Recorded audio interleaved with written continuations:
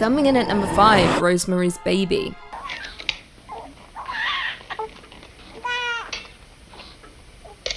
Roman Polanski's masterpiece, Rosemary's Baby, set the standard for many cultist horror movies, particularly in the way it reveals the cult, using a steady and slow build and paranoia, confusing us as to what exactly is even happening. This 1968 horror stars Mia Farrow and chronicles the story of a pregnant woman who suspects that an evil cult wants to take her baby for use in their rituals. However, it is quickly revealed that her husband has made a deal with the devil for success in his acting career, and the price is offering up his wife as a surrogate mother for something truly evil: Satan's son. That's right, the cult uses Rosemary as a sacrificial lamb for Satan's grand return through his own offspring, and it is truly terrifying. The general sense of unease throughout the movie is why Rosemary's Baby is an absolute classic, and perhaps one of the scarier movies in the horror genre. The horrors depicted on and off the screen aided in the rumour that the film was actually cursed by the cult and summoned demons,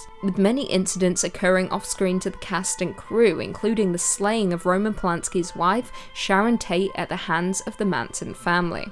Coming in at number 4, VHS 2, Safe Haven. Safe Haven is one of 4 sections in the 2013 anthology found footage sequel VHS 2, with the segment being directed by Timo Tjahjanto and Gareth Hugh Evans, and being the best section in the entirety of the movie. The plot follows a news crew composed of 4 members who infiltrate an Indonesian cult in the hopes of shooting a documentary about their mysterious activities. Inside the building, they find the walls adorned in bizarre symbols, school children in classrooms, and women dressed in white garments. One of the crew, Malik, then overhears that his fiancée Lena is pregnant with another crew member's child, Adam. Things then descend into total madness. The deeper the crew go inside the building, with Lena being abducted by several women, with the cult hunting down the crew members for sacrificial reasons. Now, with only 29 minutes to play with, Evans and Tjahjanto don't hold back, not even for a second, with the segment being insanely action-packed and gore-filled from start to finish. Not to mention it builds to an insane, gore-soaked climax that will shock the audience. The cult are successful in their demon summoning, with the beast making its grand appearance towards the final moments of the movie, and it does not disappoint. Coming in at number 3, we have Children of the Corn. Children in horror movies are already creepy, but put them in a cult composed solely of children, then you have a recipe for absolutely terrifying scares. Children of the Corn, based on the book of the same name by Stephen King, is a supernatural folk horror starring Linda Hamilton and Peter Horton, and is set in a fictitious rural town of Gatlin, Nebraska. The film tells the story of a malevolent entity referred to as He Who Walks Behind the Rose, which entices the town's children to ritually murder all the town's adults and a couple driving across the country to ensure a successful corn harvest. As the couple arrive in the small, seemingly abandoned town, they discover the congregation of children led by a girl named Rachel, with them performing a cultural birthday ritual for Amos by drinking his blood from a pentagram-shaped cut on his body. Amos has turned 19, therefore is considered old enough for his passing, joining their god in the cornfield. Now, while the movie as a whole was a little disappointing, it does deliver on the horrors of cults. Not to mention there were 7 sequels, with the first being far superior. The cult movie in turn gained a cult following, with it being a hit among movie lovers. Coming in at number 2, we have Hereditary. One of 2 Ari Aster movies on our list, Hereditary was a surprise horror movie, with the reveal of its cult being kept a secret for much of the movie, making it incredibly unexpected when it begins to unfold. Released in 2018, Hereditary is Ari Aster's directorial debut, with it starring Toni Collette and Alex Wolff as a family haunted by a mysterious presence after the death of their secretive grandmother. However, what begins as a sober family drama very quickly descends into a crazy supernatural horror. What begins as a slow burn quickly catapults into a disturbing horror after an incident involving the family's son and daughter, leaving viewers covering their mouths. As a result of the incident, the mother, Annie, is forced to turn to a support group member, Jones, for support, learning ways she can contact the realm of the supernatural. However, this has devastating consequences, with her awakening something that should never have been awoken. Viewers very quickly learn that a demon-worshipping cult are the true causes of the family's misery and pain. Worse still, Ari Ari Aster plants Easter eggs throughout the movie as a way of warning us of things to come. However, saying that, most of us may have missed these subliminal messages, but what I can say is, the wall-crawling demon was revealed long before the last 30 minutes of the movie, with the cult being there all along, watching the family and waiting for their moment. The cult in Hereditary are worshippers of Paimon, one of Lucifer's most obedient devotees, who rules 200 legions of angels, and is connected to the Tree of Death, hence why the treehouse in Hereditary is so important. The summoning of Paimon is gradual throughout the movie, but when he finally arrives and seeks solace in the body of one of the characters, well, it's enough to send shivers down anyone's spine. And finally, coming in at number 1, we have Midsommar. There are a few things more terrifying than a cult in horror movies. A group of people devoted to a dark higher power who will do absolutely anything to appease the deity. No movie displays this as effectively as Ari Aster's Midsommar.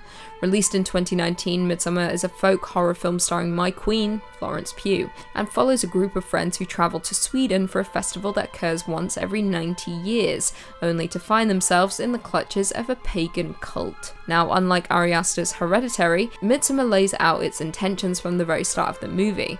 The movie kicks off with Dani discovering the death of both her sister and parents, with the incident putting a strain on Dani's relationship with her already distant boyfriend Christian. Not long after, she learns that Christian has planned a trip to Sweden with his friends to attend a midsummer celebration at an ancestral commune, so the group packs up and heads out. Things very quickly descend into madness, with the group arriving and being met by a large group of white cult members in a very peculiar white outfit, with Dani realizing that something isn't quite right here. However, her concerns are proven correct when 2 commune elders die by senicide via leaping from a cliff top. When the male elder survives the fall, the cult mimics his wails of agony and crushes his skull with a mallet. Yeah, things aren't fun in Sweden right now. Now, without ruining much more for those who haven't watched it yet, the cult does what is necessary to summon the dark higher power that they worship, with the American tourist being used as a sacrifice for the demon. Now, more interesting still, while this movie isn't entirely based on a real cult, director Ari Aster does describe it as a stew of sorts. I quote, "We're drawing from actual Swedish traditions. We're drawing from Swedish folklore. We're drawing from Norse mythology." All in all, Midsommar successfully draws on the disturbing conventions of cultist horror to generate a sense of dread and unease, making it my favourite folk horror movie and cult horror movie of all time. Coming in at number 5, Gather the Daughters by Jenny Melamed. Jenny Melamed's debut novel, Gather the Daughters, transports readers to a post-apocalyptic colony ruled by tyrannical men. The futuristic community is shaped by sexism, censorship, and government-mandated procreation. The book has been compared to The Handmaid's Tale due to its depiction of female servitude. Now, as the novel's heroines come of age, they are confronted with depravity of the colony's traditions, and thanks to specific occurrences, a rebellion is sparked. Now, unlike The Handmaid's Tale, we're given very little information about life beyond the island the cult is residing on, with Melamed keeping us in the dark and just as frustrated as her characters. It's a captivating novel that inspires but at times sickens, but is mostly a meditation on the dangers of misogyny and fear. In at number 4, Underground, The Tokyo Gas Attack and the Japanese Psyche by Haruki Murakami. Published between 1997 and 1998,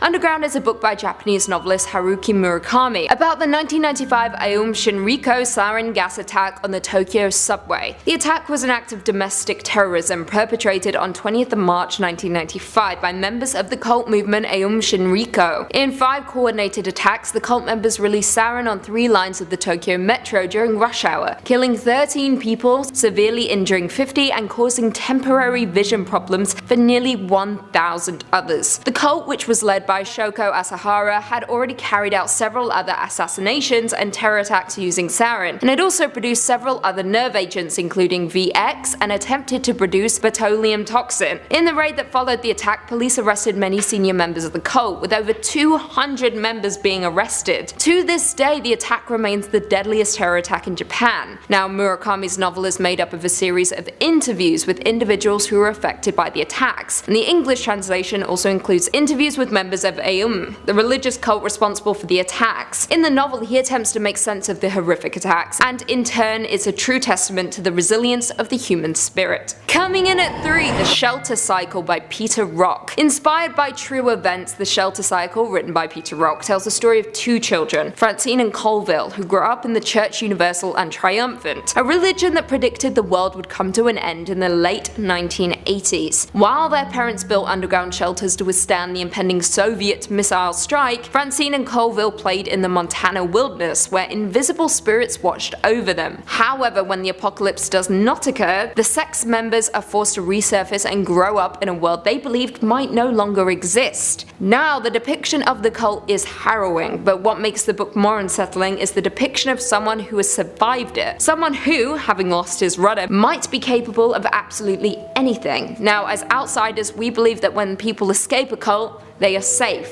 right? However, Peter Rock turns this on its head and examines how cults continue to live inside of us, evolving and changing over time. Coming in at 2, The Girls by Emma Cline. The Girls is a 2016 debut novel by Emma Cline and is loosely inspired by the Manson family and the murder of actress Sharon Tate. The novel itself is set in 1969 and focuses on 14-year-old Evie Boyd, who feels isolated and unloved and ends up spending the majority of that summer with a group of teenage girls on a ranch who are all devoted to a man named Russell. Now, the novel never explicitly states that it's talking about the Manson murders, but it's obvious to almost everyone who reads it. Cline also gives intimate insight into adolescence, desire, and the grotesque lengths some are willing to go in order to feel like they belong. Now, for those who don't know, the Manson family was a desert commune and cult led by Charles Manson that was active in California in the late 1960s and early 70s. The group consisted of 100 of his followers who lived an unconventional lifestyle with habitual use of hallucinogenic drugs. Now, on the evening of August 8, 1969, 4 members of the Manson family invaded the home of actress Sharon Tate and movie director Roman Polanski and murdered Tate, who was almost 9 months pregnant at the time, along with 3 friends who were visiting and an 18-year-old visitor who was slain as he was leaving the home. The Manson family were brutal and absolutely abhorrent, so if you want to read a fictional depiction of the group,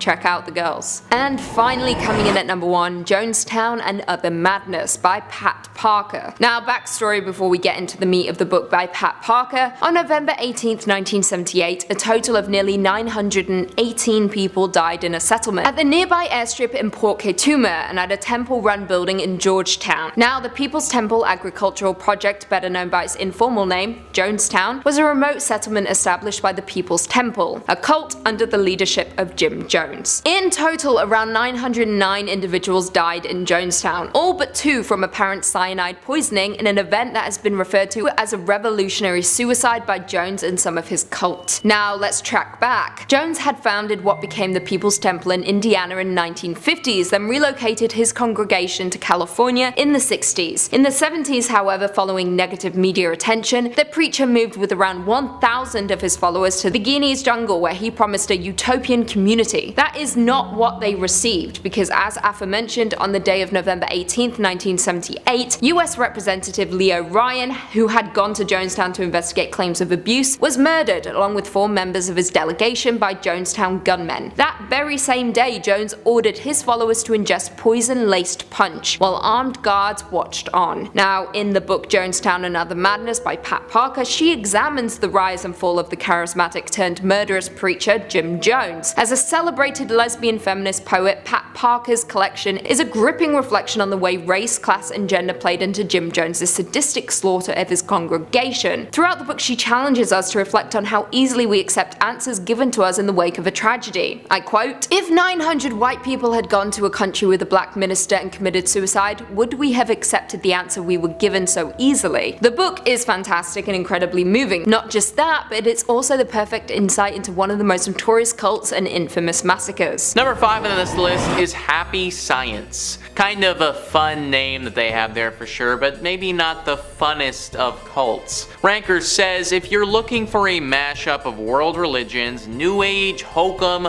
far-right nationalism, and infrastructure spending, then Japanese cult Happy Science is for you. It was founded in 1986 by Ryoho Okawa, a former salaryman who was enraptured by a group called the Godlight Association. He soon formed his own cult of personality called Science of Happiness and changed its name to Happy Science a few years later. Okawa believes he is the human incarnation of a supreme being called El Canter who combines Christ Christ, Buddha, Muhammad, and every other prophetic deity to create a 9-dimensional heaven with him at the head. He's also created a massively complex mythology of New Age nonsense while simultaneously founding a political wing called the Happiness Realization Party. Here's where the strangeness goes into overdrive though, as his party advocates a vicious Japanese nationalism devoted to denying historical cruelties, advocating conflict with China and North Korea,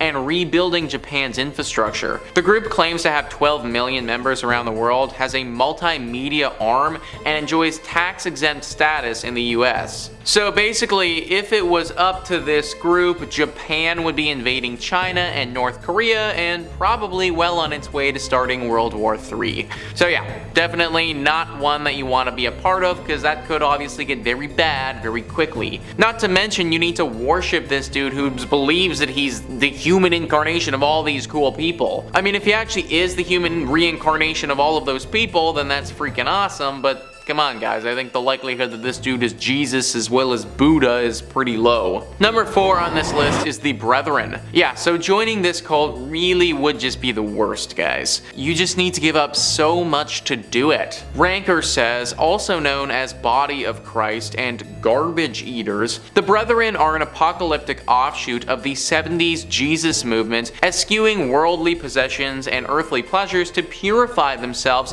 for the coming end of the world. Brethren members essentially live as vagrants doing odd jobs to survive, eating trash, avoiding bathing and medical treatment, and giving whatever money they do make to the group. They also forbid dancing and laughing until the return of Jesus, bar members from communicating with family, and forbid contact between binary genders. Group founder Jim Roberts passed in December 2015, leaving the future of the secretive cult unclear. You literally need to give up everything in your entire life to get ready for when Jesus returns. I just don't get this one, guys. Like, maybe it's because I'm not part of this cult, but I guess it isn't clear to me why Jesus would be angry that you have earthly possessions. Like, what does he have against you having the occasional knickknack, you know? Also, there's the whole thing where you literally need to eat garbage. I don't think that they're joking about that, guys. Like, you will be eating scraps if you join this cult. Never having a warm meal again, that's about as terrifying as it can get. Number 3 on this list is the Fundamentalist Church of Jesus Christ of Latter-day Saints. You guys might be familiar with this one right now as it's currently very popular. Netflix just released a documentary about this cult, so if you want a more in-depth summary of what went down,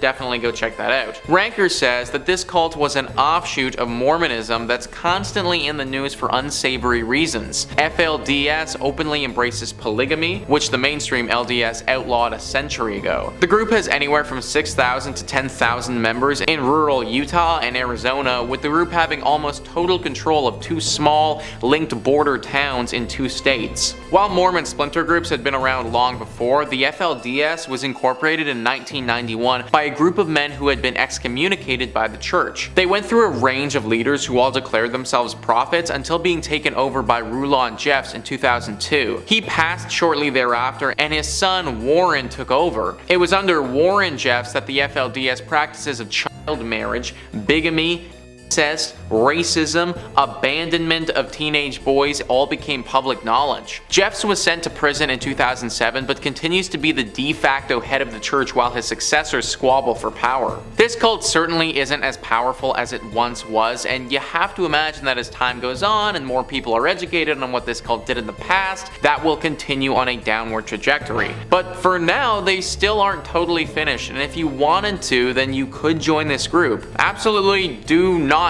do that though, because these people get up to some very weird and often illegal things. Like the leader was literally sent to jail and is still there rotting away. I would not want to get myself into a situation where I'm anywhere close to the people that support that guy. Number 2 on this list is the Nuwaubian Nation. This one is absolutely nuts, guys, so strap in. Ranker says, formerly known as the United Nuwaubian Nation of Moors, this is a cult of personality based around founder Dwight York. Combining Christianity, ancient Egyptian iconography, African rituals, and a belief that aliens are coming, the nation believes that 144,000 chosen people will be taken away in a flying city, spirited to Orion, began to prepare for the final fight against Satan. Shockingly, York's mishmash of New Age concepts, black power militancy, and ancient Egyptian religion caught on in both the hip-hop community and in rural Georgia, where York built a massive compound made with donated funds. York's mythology grew, incorporating cloning, racial theory, cosmology, anti-government conspiracies, and linguistics. Even as the cult grew, York was under investigation, and he was finally detained in 2002 for running a massive human trafficking ring comprising as many as 1,000 individuals. He was sent to prison for life, and his compound was seized and demolished. The group still exists, though in much smaller numbers. If we just ignore all of the human rights violations for a second, which we shouldn't, by the way, but let's just do it anyways for one moment, then at the best possible case scenario, you join this cult and then dedicate your life preparing for a battle with Satan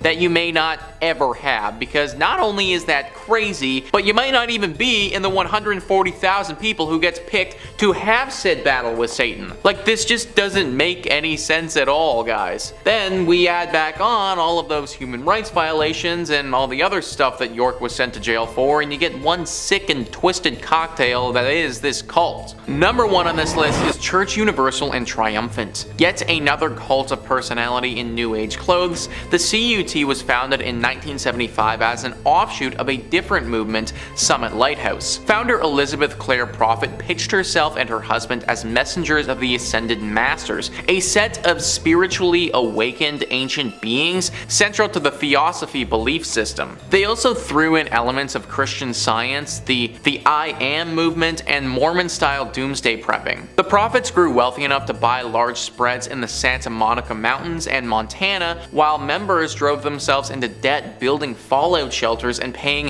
huge sums of money to reserve a spot in the post-nuclear conflict society. The church was also accused of making illicit straw purchases and of using sleep deprivation against members who attempted to leave. In ill health, the prophet retired in 1999 and passed 10 years later. Since then, the church has gone through legal problems and succession squabbles, but members still meet on a regular basis. So yeah, just join this cult if you want to potentially get tortured from sleep deprivation. Oh, and while we're torturing you, we're also gonna take all your money and invest it into some underground bunker that you'll probably never use. If that doesn't sound like an excellent use of time and money to you, which it probably shouldn't, then I really wouldn't recommend joining this cult. Number 5. The Brethren.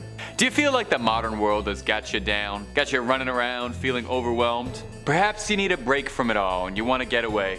I want to go back to a simpler time. Well then perhaps the Brethren is the movement you've been looking for. Founded by Jim T. Roberts, the movement seeks to shed all of the convenience and accommodations of modern living, with its members instead choosing to live as vagrants, drifting on the edge of society, away from the prying eye of the modern world. Their leader believes that in order to be guaranteed a spot in heaven, one must purify themselves. And to the Brethren, this means purifying themselves of just about every facet of modern living.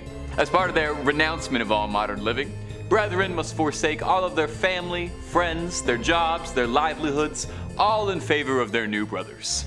You aren't allowed to partake in any material goods of any kind. Sew your own clothing and eat what you can scavenge. This particularly grisly habit is what gave the cult its enduring nickname of garbage eaters for their tendency to dumpster dive. You're not even allowed to laugh, celebrate, or play, as all celebrations must be saved for the return of the Savior at the end of the world. Although giving those conditions, I'm not sure what you'd have to laugh about. It goes as far too as members being barred from receiving treatment or medicine, even for common curable illnesses. Because members are forced to cut themselves off from their families, oftentimes members disappear without their family members ever even getting to know what happened.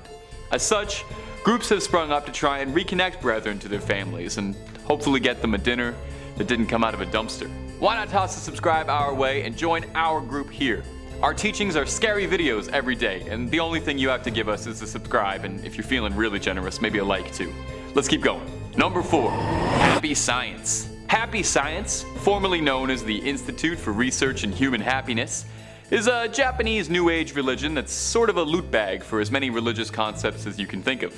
In Happy Science, all gods that have been worshipped throughout history across various religions were actually all the same god, named El Cantare, roughly translating to the singer. The group's founder, Ryoho Okawa, just happens to be the incarnation of all these holy deities manifested as one man. He also claims to have the energies of various celebrities inside him, including Freddie Mercury and former US presidents. The group preaches happiness, obviously. Following the group's mantra, in order to obtain happiness, one must practice the principles of happiness known as the fourfold path: love that gives, wisdom, self-reflection, and progress. Now, Happy Science isn't just some fringe group in a tent in the backwoods. Rough estimates suggest that the group pulls inwards of $45 million a year. Sounds like there's some kind of profit happening here. That's a little pun for you. Happy Science has a full-on media division, producing several animated and live-action films, and publishing books numbering close to the thousands, mostly being transcriptions of Okawa's lectures about happiness, spirituality, and occasionally aliens, as a major part of the group's belief revolve around UFOs, aliens, and other cosmic entities. The group is fairly widespread, boasting temples across the world in various continents. The group's statistics claim that there are 11 million members worldwide, although more conservative estimates put it around 30,000 worldwide. Regardless, Happy Science is something that's clearly making a lot of people happy. Number 3, Raelism.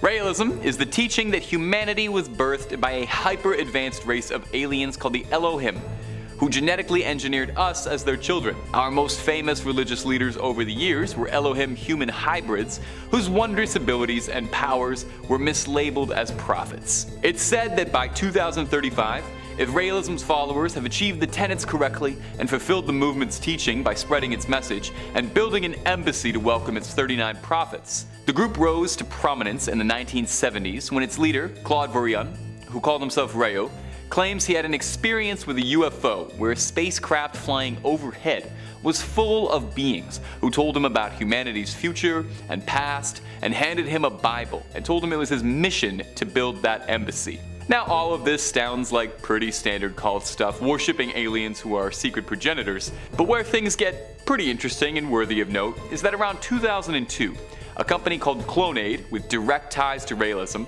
claimed to have done the impossible and cloned a baby girl, appropriately named Eve. Immediately, it spurned all kind of controversy, led to several investigations, discussions about the ethics and morality of the situation. But despite all this, no actual evidence of the clone baby ever came up.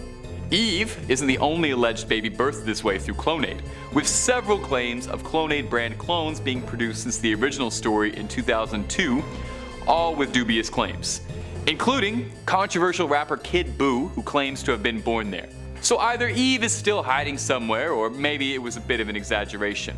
Regardless, Clonaid charges up to $200,000 for their services, which might seem a bit expensive, but hey, you're getting a great deal on a clone. You're gonna make your money back on that. So if anyone's got a piggy bank just weighing them down, please send me a message and then get back to me and introduce me to you and your clone.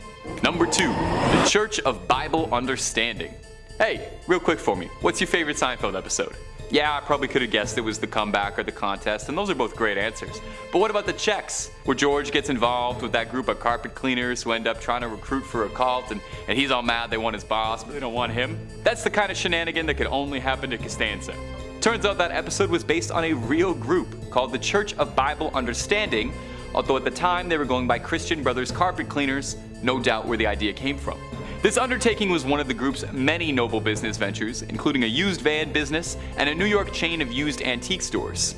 Like most cults, the group was led by a charismatic figurehead, one Stuart Trail, who maintained to his followers that only he was capable of understanding the Word of God and understanding how to annoy George Costanza. Their leader was expelled from the Pentecostal church he worshipped at in the early 70s, and after his expulsion, refused to give up the dream and formed his own church, promising a communal lifestyle of salvation. And if reports from former members are to be believed, hard work for below minimum wage. Members were isolated from their friends, families, and communities and encouraged to devote themselves wholly to the church. Besides a less than flattering appearance on Seinfeld, the group most recently made headlines after an orphanage they built in Haiti had burned to the ground, after several claims that orphanages the group had been producing in Haiti had been extremely substandard, shoddy, overcrowded, and dirty. The leader, Stuart Trail, passed away in 2018. Current estimates suggested the group has dwindled down from thousands of members in its heyday to just dozens now. and there's no word if Larry David was ever a member or associated. Number 1. The Nubian Nation. Dwight York had a dream. Like many Americans, he believed in simple things, like amassing an army to help him fight Satan amongst the stars. Let me back that up for you just a little bit and introduce you to the Nubian Nation, or the United Nubian Nation of Moors. Adding just a twist of Christianity, African rituals, and a heavy dose of Egyptian mythology mixed with aliens, Dwight York had a perfect recipe for a wild cult story. The nation believed that they needed to prepare themselves for an inevitable duel of the fates among the stars, and that the 144,000 chosen ones would accompany Dwight into outer space for the fate of the galaxy, zooming away on a flying city to Orion to fight Satan. Now, I have no comment about any of that. Maybe it was the cult of personality, maybe it was the promise that you could potentially get involved in a star war, but this was a surprisingly popular movement around rural Georgia, where York built up a massive compound that looked a bit like a pavilion out of your favorite Egypt-themed amusement park, and bringing in members in droves. As the numbers grew, the mythology grew, incorporating cloning, racial theory, anti-government conspiracy, and a whole lot more. But the dreams of the Starfarers would be cut short when an investigation in 2002 revealed a horrifying truth: that their leader Dwight York was involved in a massive human trafficking operation said to have been comprised of as many of 1,000 people. On May 8, 2002, the Sheriff's Department of Georgia, with the aid of the FBI, shut the entire operation down. York was arrested and sentenced to a life sentence where he's still serving out his 135 years. One Georgia sheriff involved, Sheriff Sills, described the trafficking operation as the best kept secret in Georgia I'd seen in my 47 years as a police officer. The compound was seized and swiftly destroyed. Despite all this though, there are still members out there waiting. Kicking off at number 5, we have the Church of Bible Understanding. Founded in 1971 by Stuart Trail, this communal organisation was originally known as the Forever Family at its home location of Allentown in Pennsylvania. It gathered steam in the late 70s after moving its headquarters to New York, where it developed a controversial network of churches and communes and amassed over 100,000 members at its peak. Bizarrely enough, Trail's motive was to encourage members to break off contact with their families, forcing them into their communal lifestyle and working essentially as free labour for a number of businesses. These included a carpet cleaning business and a used van venture. The group has been accused of being a cult on numerous occasions, and it's suspected that their leader, Stuart Trail, became a multi-millionaire from the exploitation of young, vulnerable adults. In later years, after a string of controversies, its members dwindled to a few hundred, but recently in 2013, the church was accused of gross misconduct at a number of their orphanages in Haiti, despite claiming to spend $2.5 million on their upkeep annually. Next up at number 4, Raelism. One of the most notorious cults in modern history, Raelism began in 1974 after a Frenchman named Claude Vauquelin claimed he'd had a vision of an alien spacecraft descending over southern France. He said that the craft was filled with strange beings that told him humans were the only hope for the future of the universe, and then handed him a Bible. Apparently, he was there for over 6 days, and the head alien, coincidentally named Yahweh, explained that the Old Testament is actually a record of humanity's early days, and that he needed to construct an embassy ready for the aliens when they would eventually return to inhabit Earth. Sounds pretty kooky, right? Well, for the next 3 decades, his teachings amassed a following of over 20,000 people, where they essentially worshipped aliens, opposed violence, championed science, and participated in mass orgies. Whatever floats your boat, I guess. Well, things got even weirder in 2002 when the cult claimed to have done the impossible and cloned a human, a baby girl named Eve. Of course, everyone went nuts. Even the White House got involved. Lawsuits were filed, but the Raelists stuck to their guns and still to this very day claim to be still producing human clones. Coming in at number 3, Congregation for the Light. Now, the majority of this list are organisations that are happily out in the open, that try and amass as many members as they can, get under their leadership. Well, these guys like to do things a little bit differently. Strangely enough though, they like to be out in the open, avoiding the backwater compounds synonymous with many other cults, and instead having their headquarters deep in the heart of Manhattan. They're controlled by one all-powerful leader, Tom Bear, a 73-year-old Ohio native who denies that the light is a cult. He preaches bizarre racial theories regarding Aryans and Atlantis, preps his people for a doomsday event, speaks about complex mythology involving owls and squirrels, and has an all-powerful grip on the relationships and love lives of its members. The Congregation of the Light is an incredibly small cult, having only roughly 200 members, but the scary thing is how secluded the group are, with the majority of them being born into the light. Bringing us in at number 2, Happy Science. Happy Science, well, its name definitely doesn't reflect the tone of its actual nature. In fact, as far as terrifying modern cults go, Happy Science is probably near the top of the list. An absolute mishmash mashup of world religions, from New Age hocus pocus to far-right nationalism. The leader of Happy Science, a man named Raihuo Akawa, claims that he's a supreme being called El Kanter, a combination of Jesus Christ, the Buddha, and the Prophet Muhammad. Formed in 1986 by the former salaryman, Akawa initially called the group the God-Light Association. His pursuit is to create a 9-dimensional heaven, whatever that may be, with himself at the head of the whole cult of personality shenanigans. Here's the kicker though, the group claims to have over 12 million members worldwide, and have also founded their own political wing called the Happiness Realization Party. And here's the crazier part, this group advocates violent Japanese nationalism, denying historical atrocities, and advocating for war between China and North Korea. Let's hope they stay just a cult, right? And finally, at our number 1 spot, NXIVM. If you're wanting to find a modern cult that is incredibly recent, then look no further than NXIVM. According to their website, NXIVM is a company whose mission is to raise human awareness, foster an ethical humanitarian civilization, and celebrate what it means to be human. Well, apparently that translates to being at best an abusive pyramid scheme, and at its disgustingly worse, a human trafficking operation and sex cult subsidized by expensive brainwashing. NXIVM and its owners have been indicted on several federal charges, including sex trafficking, and have been accused of being a recruiting platform for a cult operating within it, variously known as DOS or the Vow, where women members in particular were forced into sexual slavery and physical abuse. It's a disgusting modicum of the abuse of power demonstrated at the expense of vulnerable individuals. The cult was founded in 1998 by Keith Raniere, who through several decades of deception managed to coerce over 17,000 under the organization's influence. This has included a huge amount of celebrities,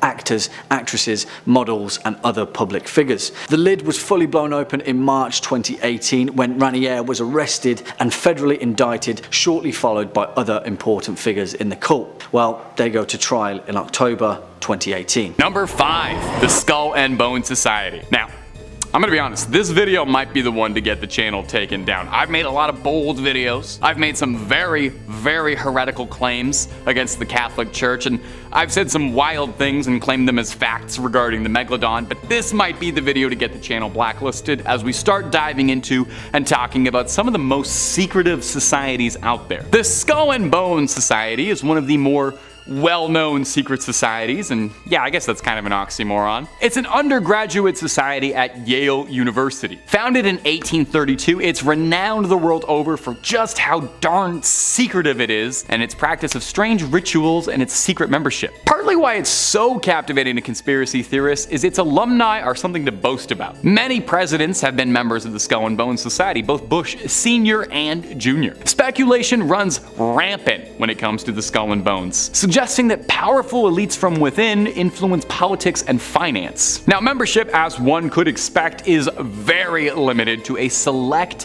few senior students at Yale who are chosen through mysterious ways, okay? You need to work on a lot more than just your GPA. I don't even know how to get in or what the criteria is, but it's not just anybody. These initiates are referred to as bonesmen. The society's rituals are kept to the utmost secrecy, even after their time in the society. After you leave, you can't go around telling everybody about the Skull and Bone Society and all the stuff you got up to, and clearly no one's doing that because it was not easy to find information for this. Some suggest the society acts as a breeding ground for future leaders wielding significant power power in business, politics, and finance, while others believe they're part of a larger cabal of conspiracies with hidden agendas tied to the Masons and the Illuminati. Now, there is precious little information regarding the Skull and Bones out there. We know it exists. That much is true. And many powerful people have claimed or have been claimed to be the members. But as far as actual cold hard facts about what happens behind closed doors, we don't know a lot. I am but a humble YouTuber. I never went to Yale. If anyone wants to extend me an invite, I think the Top 5 Scary DMs are open. But for now, we know precious little about the infamous secret society. Now, we may not know a lot about the Skull and Bones, but we have lots of other secrets for you to unveil, from everything from Bigfoots, ghosts, conspiracies, ghouls, goblins, pretty much anything scary or freaky under the sun or above it, we've got a video or two on. So hit subscribe to Top 5 Scary. Please ring that little bitty bell so you don't miss a video. But do that at the end of this video so I can tell you about all these other secret societies, okay? Number 4, Freemasonry. Our next entry is the Freemasons, a group I am sure you've probably heard of before. The Freemasons are a fraternal organization that traces its origins back to the medieval guild of stonemasons. Makes sense? Now, while its early history is rooted in the craft of stone masonry, or blue-collar work, the modern-day Freemasons have evolved into a global fraternity that promotes brotherhood, personal development, philanthropy, and if you believe the stories, might secretly be running the world from behind the shadows. Freemasonry has long been associated with conspiracies, definitely because of its secretive nature, its symbols, and its historical prominence. The group actually does have slight ties to the founding of the Illuminati, with the group's order serving as inspiration for Adam Weishaupt's group, which we will talk about more about at the end of the video. Freemasons are sometimes spoken of like a synonym for the Illuminati, like they're interchangeable groups, with the belief that Freemasons are involved in clandestine activity. To the theorists, Freemasons control governments, banks,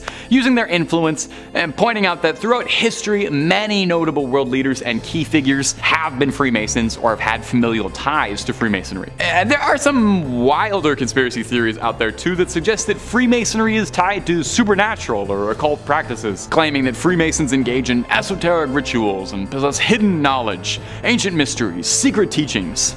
These beliefs make Freemasonry out to be a real secret kind of cult organization. Now, Freemasonry is real. Nobody's doubting that. Nobody's disproving that. The chances are actually pretty good that there's probably a Freemason lodge very close to where you live. The Freemasons boast brotherhood, fraternity, philanthropy, personal development, and they've got all these lovely things on their website, and I'm more than inclined to agree it really is just a place to hang out and rub elbows with other people, or is that all just a very convenient cover story to cover over the truth? Number 3, the Knights Templar. Now, perhaps you know this next group best as the villains of the Assassin's Creed franchise, or depending on your personal philosophies, the unspoken hero of the Assassin's Creed franchise, but that's another story. The Knights Templar were a medieval Christian military order formed in the 12th century to protect the pilgrims that were traveling to Jerusalem during the Crusades. Very, very quickly, the Templars grew in power, wealth, and influence, and this band of swordsmen quickly rose to establish a network all across Europe. Now,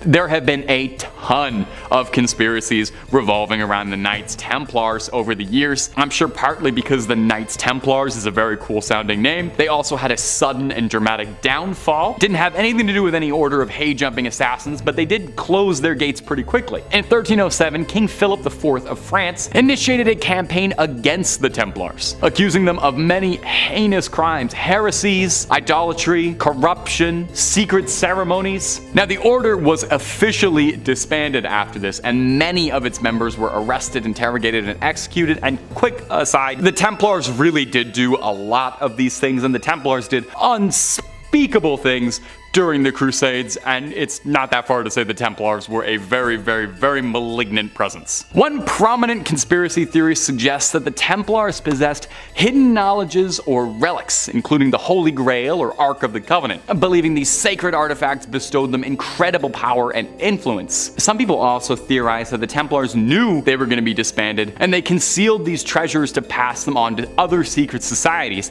This shows up very, very prominently in Assassin's Creed, where the Templar Order sort of splinters off into all these different little groups, but holds on to these pieces of Eden, these powerful relics that give them all these powers. But I gotta stop talking about Assassin's Creed. Another theory links the Templars to Freemasonry, suggesting that the Order's traditions, symbolism, and rituals were passed down and sort of given to the Freemasons, which is why the Freemasons, the Knights Templar, and the Illuminati are so connected in conspiracy circles. Some conspiracists propose that the Templars survived their dissolution and the disbandment was just a cover story and they're still operating their clinking swords together, having secret meetings. They went underground, established new organizations, and now they're rebranding themselves. Some claiming that they played a role in shaping historical events such as the American Revolution or founding these modern banking systems, and eventually sort of snake their way into every other general controlling the world conspiracy theory. Yeah, big ol' pause. Number 2, the Hermetic Order of the Golden Dawn. Wow. Coming up next is going to be the Hermetic Order of the Golden Dawn, which was a mystical 19th century order emerging in England, and one of the best names for a secret society like ever. This sounds like the villains of a Final Fantasy game. The order was famous for its esoteric tradition and practice of magic. Yep, the order that sounds like it's a bunch of wizards did practice magic. The Golden Dawn sought to explore the spiritual and occult aspects of the world through their rituals and symbolism. Now, the order was founded by 3 key individuals. That's William Woodman, William Westcott, and Samuel Little McGregor Methers, who secretly resented the other 2 members for having alliterative W names, and he felt deeply left out. Over the years, the Golden Dawn would attract plenty of notable figures, including notorious occultist Aleister Crowley, who did also inspire one of the best Black Sabbath songs. Internally, the Golden Dawn experienced a manner of conflict. Disagreement over leaderships, initiation, and the true nature of the Order's teachings and mission were all things that caused strife. Some people later on have suggested these internal conflicts were planned to maintain control and secrecy over the organization. Imagine that. Your organization is so secret, you need to get rid of your own members. Keep them out of the loop. They know too much. Conspiracists believe that the Order's supernatural ties mean they are involved with some paranormal entities. Maybe we're getting a little bit out there. Believing that they were able to manipulate and control individuals and situations. They could control minds and influence. Summon demons. Of course, it could also just be a giant load of hullabaloo, and the Golden Dawn could have been nothing more than a bunch of old men role-playing wizards like a Dungeons and Dragons club. We'll probably never know the truth, though. At number 1, we got the Illuminati proper. They had to be the number 1 secret society, right? Who else could it have been? Is there a more famous secret society? There's probably more secret societies, but I wouldn't know about them. You certainly know the Illuminati as this shadowy organization of puppet masters pulling the strings and influencing the world behind their scenes, using Jay-Z and Beyonce to further their goals somehow. But what do you know of the group's origins? To separate the fact through the fiction, let me take you on a journey after a few minutes of Google searching. The infamously secretive Order's origins can actually be traced back kind of easy to a university professor named Adam Weishaupt in 1776. He taught natural law at a university in Bavaria and was orphaned at an early age. He was then raised by his erudite uncle, who fostered a love of knowledge in the boy. Adam loved knowledge and thought that consuming knowledge was life's greatest pursuit. He was very frustrated by countries and states that were dominated by religion, like his Catholic homeland of Bavaria. He was very anti-Catholic Church, a position that was not particularly looked upon with favor at the time. Now, Adam had envisioned a tight group of people who could challenge the church's stranglehold on information, and he saw a formal group in mind focused on illumination rather than suppression. There's definitely some irony in a group that's so famous now for secrecy and mystery that its original intention was to illuminate people. Initially, Weishaupt sought out the Order of Freemasons, believing that the Freemasons were exactly the men he was looking for, but he was denied entry. Frustrated, Adam chose to seek out his own people and dubbed his new group the Order of the Illuminati, but based his organization very strongly on the Freemasons. He borrowed their hierarchy, code names, clandestine dealings, a lot of their symbolism, and this is largely why people sort of mistake the two groups and correlate them together, lump them in with the same conspiracies. Adam did also pluck several Freemasons from lodges to come join, so undoubtedly there was crossover between both groups, but they're different things. Since then, pretty much every single conspiracy theory imaginable has been connected to the Illuminati. Governments, banks, entertainment, bada bada bada bada bada bada. It's all orchestrated by the Illuminati, and we simply play out their script. Symbols such as the Eye of Providence are seen as proof. It's on the dollar bill, or there's symbology used in music videos and entertainment. That's proof of the group's control. Anytime you see Jay-Z doing one of these, that's proof that he's an Illuminati agent. So there was a real Illuminati, definitely, and there were a bunch of Bavarian nerds, but is there still an Illuminati pulling all the strings? We may never know. Kicking off at number 5, we have the Oracle of Delphi. At the very center of the ancient Greek world is a strange, hidden chasm that has been thought as fuel for the netherworld for thousands of years. On the slopes of Mount Parnassus, underneath the colossal Temple of Apollo, the seeds of the Delphic mystery cult came into fruition. In essence, the Oracle of Delphi was a fortune teller, the high priestess of the temple, known as the Pythia, which in ancient Greek translates as the verb to rot, in reference to the slain, monstrous python at the center of their belief. The Pythia would sit above a huge chasm deep in the bowels of the temple and breathe in a concoction from the depths below, thought to give her hallucinogenic properties that would induce prophecy. So accurate were her predictions, though, that the Pythia was thought to be the most influential woman in the classical world. Whoever held the title would go on to influence the decisions of Alexander the Great, Croesus, and King Leonidas, just to name a few. Coming in at number 4, we have Mithraism, also known as the Mithraic Mysteries. This ancient Roman cult was centered on the god Mithras, an ancient Persian god which is also tied to the Sanskrit Mitra, a god of the sun. Now, if we're talking the stereotypical aspects of a cult, then this is where it all started. Strange, complex sets of initiations, secret handshakes, and bizarre, ordained meetings in hidden underground temples. You know the stuff. A lot of them are still around today actually, one of the best preserved being in London, England, of all places. Just a few steps away from the Bank of England is London's Mithraeum, where ancient Roman soldiers would meet in secrecy and whisper the name of their god. But what's so scary about that? You know, sounds harmless enough. Well, these guys were totally obsessed with Mithras slaying the bull and ritualistically reenacted it whenever they got the chance with live animals and the consumption of flesh. Gradually, this got a little bit out of hand and people became part of the menu. Yep. Cannibalism. Also a little bit scary, but many people believe that the Mithraic cult is still around today, just lurking somewhere in the shadows, probably London. And next at number 3, the cult of Isis. Popping over to ancient Egypt, the phrase death cult doesn't get more death-y than the cult of Isis. Incredibly popular with ancient Grecian and Roman society, the goddess Isis was central in the Old Kingdom's Osiris myth, where her husband, the divine king Osiris, was slain and resurrected by her hand. The mysteries of Isis were strangely popular in the ancient world, where initiates to the cult would undergo elaborate ritual purification before being brought into the innermost part of Isis' temple. The catch though was that they had to pledge their mortal soul to the goddess of rebirth. Sounds innocent enough, eh? But this often meant that somewhere, someone along the line was getting ritualistically sacrificed. Never good. Swinging in at number 2, Asherism. We've covered these guys quite regularly in our demon series, but if you didn't know, Asherism is pretty gnarly business. Known as the national cult of the Assyrian people, where the majority of ancient Assyria chose to worship a polytheistic religion with thousands of different gods, similar to that of ancient Babylonia. They shared many creation myths to that of Judaism and Christianity, such as the Great Flood and the Tower of Babel. But what separates Asherism is its fascination with demonism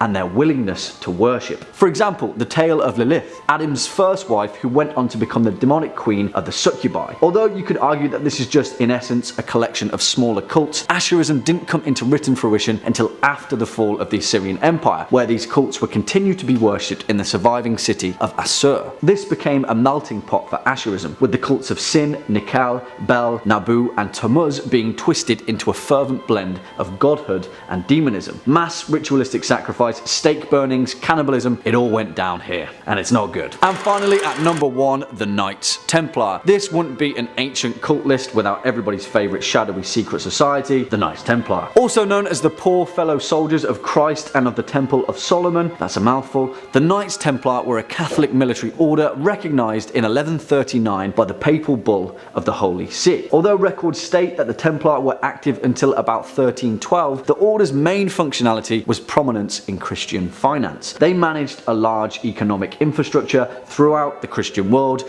developing financial techniques that would later become an early form of banking. In essence, they were the world's first multinational corporation, which has led many people to believe that they're still around to this very day, just in another form. Cue conspiracy music. Their initiation rites are still shrouded in secrecy, where outsiders were discouraged from attending the ceremony over fear of its sensitive nature. This led to the suspicion of medieval inquisitors and eventually the acquisition and execution of over 90% of the order's members who were burned at the stake. Well, what did they discover? Well, no one really knows, but it constituted a pretty harsh response from the church.